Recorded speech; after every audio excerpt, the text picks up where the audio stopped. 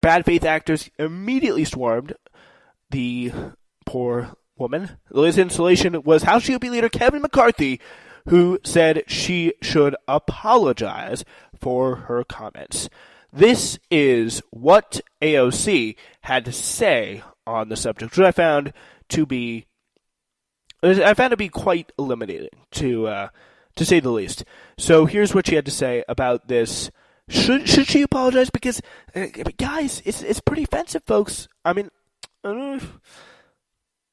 here's this is the question being asked here. I ask you your reaction to Minority Leader McCarthy saying that you should apologize for the comparison between concentration camps and detention centers.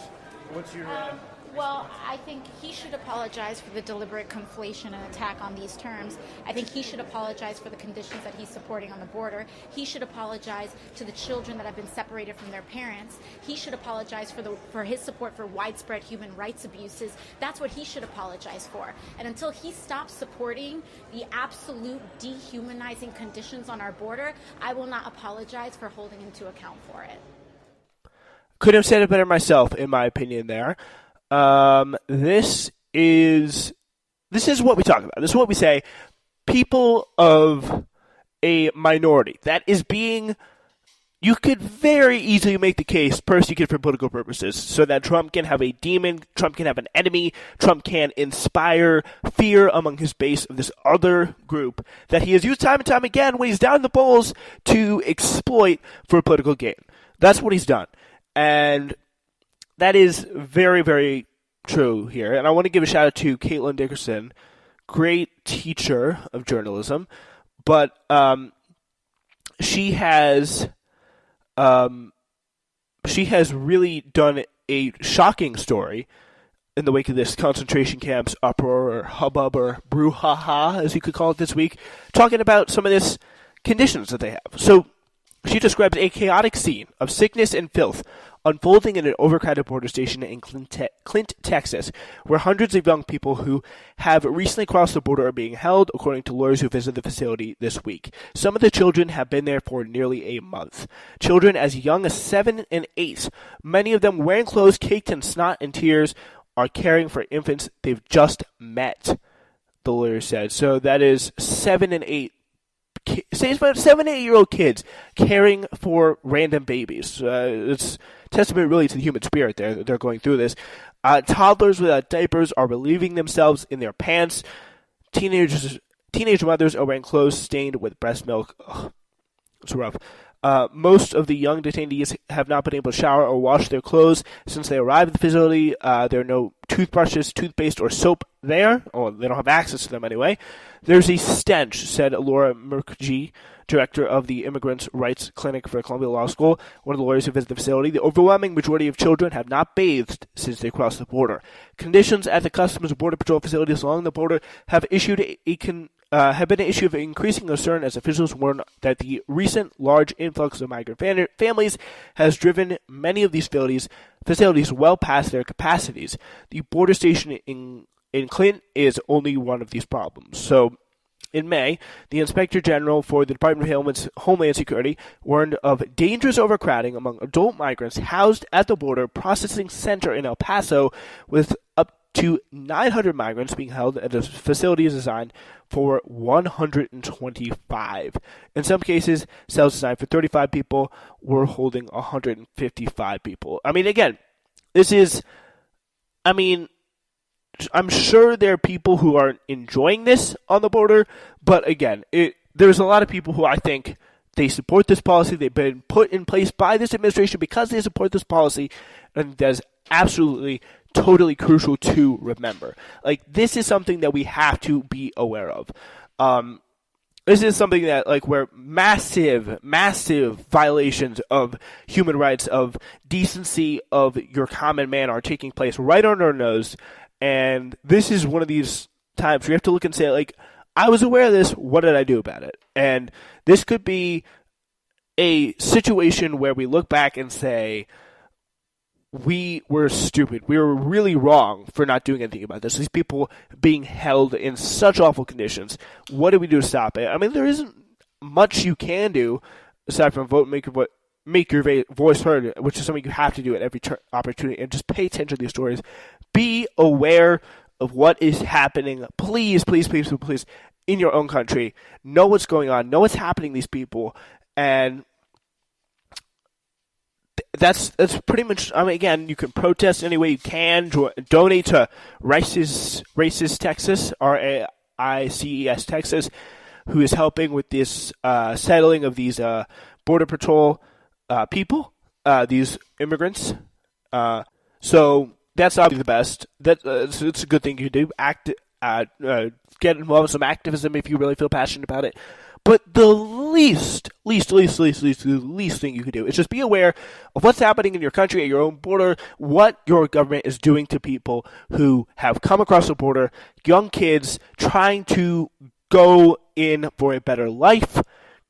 And, I mean, really, I think it's worth asking at this point, like, if they were if they really were, like, Nazi-style camps, would most of the country care? Like, would it? Because I find it hard to believe that if things worse than this began to happen at the border, like they started to size down the numbers of the capacities of the facilities through brute force, let's just say, how many people would care? How many of Trump's supporters would care? My guess is not that many. So that is why we just can't let this happen anymore. We just cannot let it happen. Out of respect, just basic sense of human decency. I think it's really, really important. Yeah, so Governor Greg Abbott of Texas on Friday announced the appointment of 1,000 new National Guard troops to the border to help respond to the continuing new arrivals, which the governor said have amounted to more than 45,000 people from 52 countries over the past 3 weeks. The crisis at our southern border is unlike anything we've witnessed before, and it's put enormous strain on the existing resources we have in place. Congress is a group of reprobates for not addressing the crisis at our border. And it's something very tough because you have people who just say, okay, can we just find a common path to citizenship for these people? And then there's some Democrats, and I suspect a chunk, at least a majority chunk of Republicans, or enough to form a majority, not a majority chunk of Republicans, who are in there now, who would get killed by the president, by the media, and they won't, so they will never come out and support this. Like, the president is occupying the furthest right position in this situation because the right-wing media is telling him to do so, and that is what is getting in the way of progress. I guarantee you, and you're crazy, you've not been paying attention, if you don't think that if you sat Nancy Pelosi down, if you put him in with Chuck Schumer, and you said, okay, we need to come to a deal on point A, point B, point C, point D, you would not only get a deal that is sensible, but you probably get a deal that's favorable to the Republicans. They'll probably cave on a few things because they are relatively reasonable people. They're not going to walk in like, there's probably a case for it and say, okay, we need either pathway to citizenship or an amnesty for these people. Like, you could pass a kind of Gang of Eight style bill, a bill that would be a lot more friendly, a bill that will not be more welcoming. It would welcome these migrants in instead of turning them away. I think there's enough people in Congress to do that now. But the president is holding them hostage from doing anything because he is, again, occupying the furthest right position in this front. There has been no attempt to compromise, no attempt to get to a better place on this issue because why? Why would there be? Because it's something that Trump uses for political gain to get his base out. And if he doesn't have those demons anymore, if he doesn't have these people to demonize, then how is he going to win elections? Because it's certainly not going to be on his popularity on his face, because it's just not going to work. All right, so yeah, that is the tough situation going on at our border. I encourage you to go check out Caitlin Dickerson's article on that. It's very, very important to know about this, for sure. And by the way, shout out to Donald Trump, our good president, because right now we are hurtling very quickly towards a conflict with our good friends in Iran right now. And we're not really good friends anymore. I mean, yeah, it finally happened. Our unstable, olive loaf brain president nearly got us into a full-blown war with Iran at the behest of the hardline Islamophobes in both the Israeli administration and his fake administration. His real administration being John Bolton, Mike Pompeo, and so on. And those people are pretty much running the show at this point. They tried with Venezuela. They really did. They tried hard. Give them credit for it. But apparently Trump just got bored and gave up, which I find hilarious. So they're gonna put their eyes on the real prize now. This is something they've been working for decades now. They have been pushing this for a incredibly long time, if not decades, decade and a half, let's just say. There's been movements in the neocon circles to push for war with Iran because those are goddamn Ayatollahs, right? So John Bolton, Mike Pompeo, those guys, they've been pushing this for a long time. This is their real prize. This is what they want.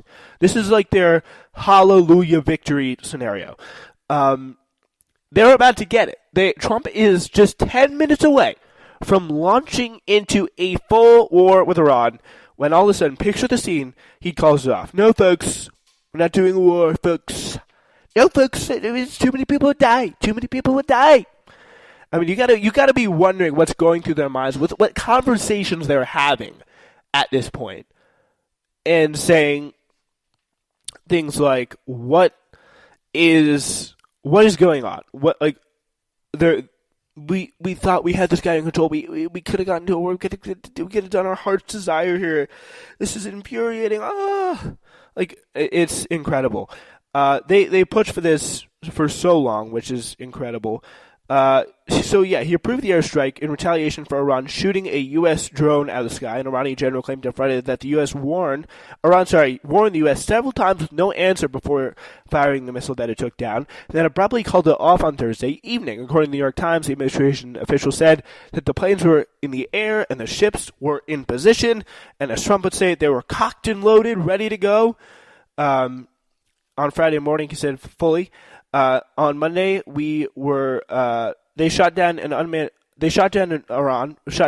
drone flying in international waters. We were cocked and loaded to retaliate last night on 3 different sites.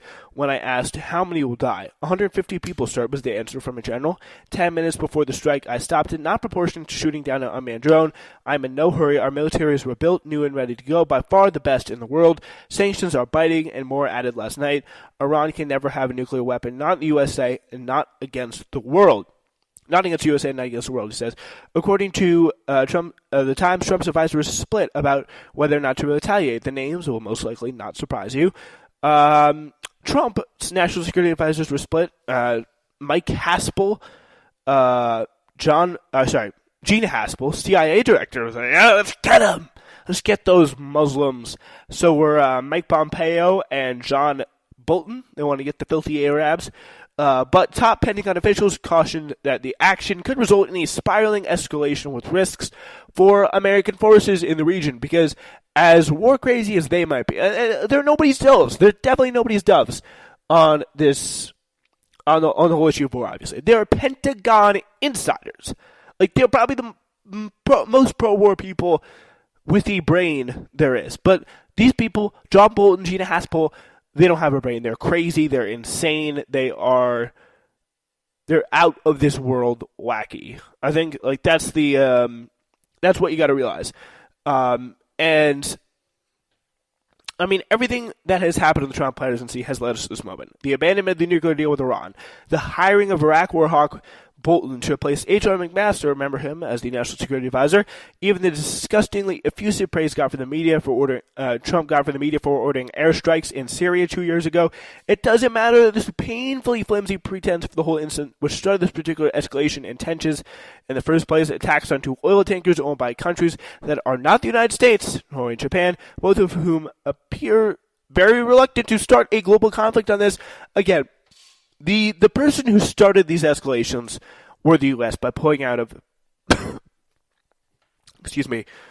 pulling out of this nuclear deal.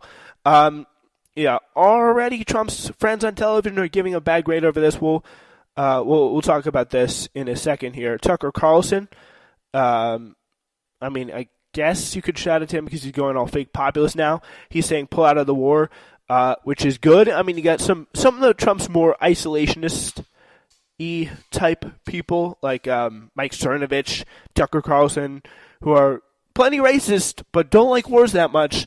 They're saying no. They're saying we should stick out of this. It's not our fight, Mr. Trump. But there's definitely plenty